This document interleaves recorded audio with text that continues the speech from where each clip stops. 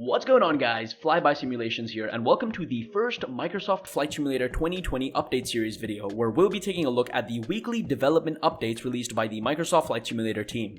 Now, right off the bat, if you only want to view the pictures for this week's update, skip to this point in the video, but if you want to know everything in this week's update, just keep on watching.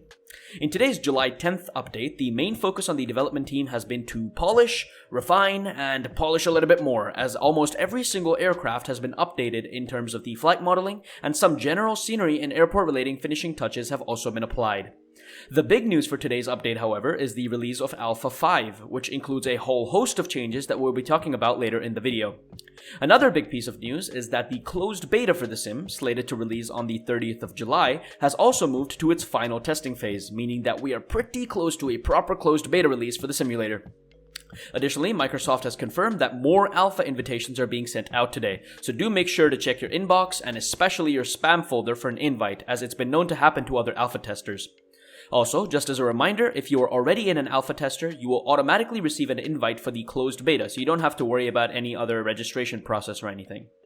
Finally, a new feedback snapshot has also been released, and let me tell you guys, now it's really starting to look well annotated, as most of the issues and questions are slowly getting answered.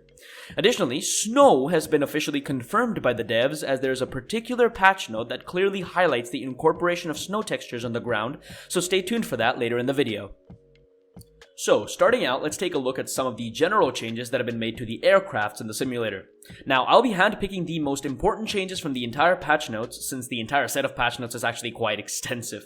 So, first things first, the overall flight model is said to have improved in the simulator, with more realistic flap lift and drag adjustments being made to most of the aircrafts.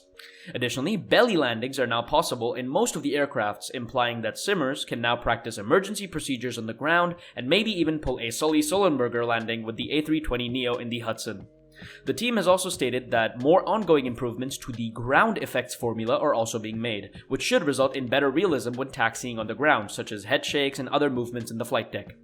Along with this, most bugs pertaining to wrong alerts, such as this one, as well as the bug with the autopilot malfunctioning in the aircraft causing the plane to rock from side to side, has also been fixed. As for airliners, better vertical speed and airspeed management has also been implemented, and the overall autopilot logic in these airliners has been improved massively. Alright, moving on to some aircraft-specific changes, let's start with the larger aircrafts. So the overall fly-by-wire system in the A320neo has been greatly improved, as the vertical speed mode, the autopilot systems, as well as the pitch and trim systems in the aircraft have seen massive changes being made to them. Moving to the Boeing 747-8, we have some more general autopilot flight adjustments relating to climb and descent parameters in the aircraft, as well as changes made to the autothrottle settings, which work more realistically now. Also, some bugs have also been fixed with this aircraft, including one where the aircraft would spawn with the nose wheel in the air. Along with this, some wheel ground animations have also been fixed, possibly relating to the frictional characteristics of the wheels when interacting with various different airport surfaces such as the tarmac, asphalt, or concrete. All great steps towards making the larger airliners in the sim much better. Moving down to some of the changes made to the GA aircraft, we first have the Bonanza G36, which had a sound bug wherein the engine start sounds were not properly synced with the actual engine start procedure. This has now been fixed, and users should see a considerable improvement in the sound dynamics of the aircraft. Furthermore, the interactive checklist system in the aircraft has also been improved to eliminate some bugs, such as the MFD being off during parts of the electrical power procedure of the aircraft. As for the TBM 930, several changes were made to the touchscreen displays where they now behave more accurately and represent real-life procedures much better. Another bug was also addressed, which initially prohibited users from turning off the engines of the TBM because the throttle levers were not reaching the cutoff position. This bug has now been properly fixed, so good things all around. So that's about it for the aircraft changes. The rest of the changes highlighted were mainly general bug fixes and quality of life improvements. So first off, the live air traffic feature in the sim has seen some bug fixes, including the presence of actual pilots in the flight deck, as well as representing more than just one plane in the air.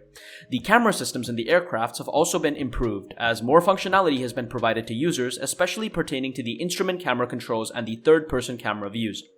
Coming down to the cockpits and instrumentation within the aircrafts, issues were fixed with the altimeter jumping during flight, and general tooltip corrections were made to the glass cockpits within aircrafts that support these. Moving along, the multiplayer feature in the sim has seen some significant bug fixes, as players are now able to view other users' planes, which was inconsistent at best till this update was launched. Also, the weather settings being applied by the leader of the multiplayer session are now applied for everyone in the session, which is great to maintain consistency when flying around a particular region during uniform weather conditions. Speaking of weather, a known bug has been listed which prevents snow from lasting on the ground as would otherwise have been expected. Though we have seen snow in Microsoft's Let It Snow video, we didn't know the extent to which it was modeled or selectable as a weather condition. But now we do, which is great for customization and overall variability within the sim. Finally, we have the feedback snapshot for this week's update, which clearly shows a lot of improvements that have been made to some of the top issues within the alpha process.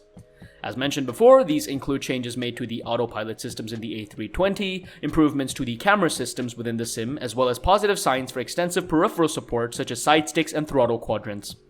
That being said, we still don't have too much information on the aircraft list or anything related to a campaign or career mode, which would be truly amazing if it's under development.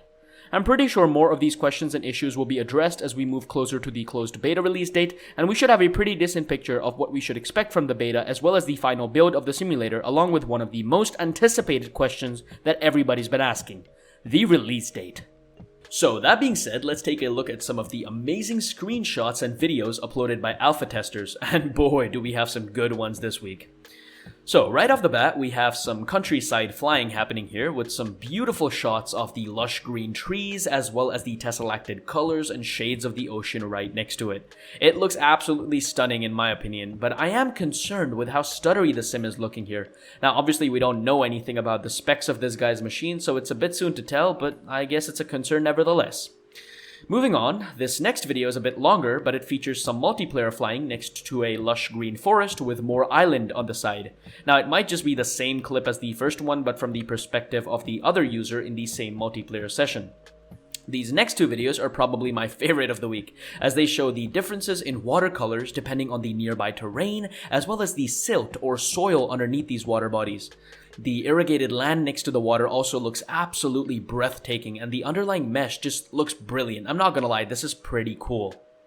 So, moving further below, we have some beautiful pictures. Now, I'll only cover a select few here, but I'll leave a slideshow running at the end of the video with all of the pictures shared by the team this week. So, let's start with this Cessna right here, and look at that beautiful cerulean blue water surrounded by the lush green foliage on either side. Now, it truly shows some great color saturation that this sim is capable of, and the waves too look absolutely fantastic. Now, this next picture obviously is beautiful, and you're gonna hear that word being tossed around a lot, but I love these sunset shots, and this aircraft is literally flying into the sunset, so it's absolutely fantastic. This fjord structure around the aircraft looks absolutely beautiful, and something about these beautiful red and orange colors reflecting off the water underneath, as well as the beautiful PBR on the wings and fuselage of the aircraft, oh, it looks fantastic. I have no words, really. This next picture here, of course, is the Queen of the Skies, the Boeing 747-8 departing what looks very similar to Corfu Airport in Greece, but I might be wrong about that. Not too much detail on screen to be able to say for sure. We've seen tons of photos like this, so it's really nothing special. Next up, we have a beautiful close-up shot of the landing gear of this GA plane, and look at the detail in this picture. I mean, not even to mention the amount of detail that's gone into making the landing gear look so realistic, but look at the blades of grass slowly rustling the landing gear, which Microsoft have confirmed will follow true wind and surface logic, so it's really truly mesmerizing how realistic this is and how far the flight simulation community has come. I don't have any words for it, really. Up next, we have the magnificent flight deck of the A320neo in all its glory. This is a highly detailed shot of the central pedestal as well as the throttle quadrant, and the PFD or primary flight display and the ND or the navigation display in the aircraft looks absolutely beautiful as usual. I'm expecting great things from this aircraft coming vanilla from the stock version of the Microsoft Flight Simulator 2020. And then now look at this shot of this huge canyon with those brown muddy textures blending so beautifully and colorfully with the nearby mesh and terrain. Now that actually looks like an image taken from orbit by the astronauts on the ISS or something. I mean, the detail the sim manages to preserve while still rendering it in anything more than 10 FPS is just fantastic. It truly is. Alright, so moving on, this picture here is really quite descriptive and tells us a lot in fact. First of all, right off the bat, we notice that this player is getting around 30 FPS in dense scenery with a GA aircraft, so I don't really know what to think of that, but then again, without knowing more about the specs of this machine and his particular use case scenario, it's practically pointless to try and guess performance of this next sim. However, the reflections on those buildings look absolutely spectacular, and I haven't been able to reciprocate that or reproduce that in X-Plane 11, not even close really. Finally, this last picture here is probably my favorite. I mean, what's not to love? I mean, we have the sky, we have a beautiful haze texture in the distance, and of course, the clouds. Oh man, look at those clouds. Look at the fluff in those clouds and how they're individually reflecting the rays of the sun from different areas that are enveloped in shade. It looks absolutely fantastic. I really have no words for how good the sim looks, especially from a distance, and those super long aerial shots, they just look absolutely fantastic. So, ladies and gentlemen, that brings us to the end of this week's development update showcase. I think there were some great new additions in this update, and I look forward to hearing from you guys about what you think about these changes.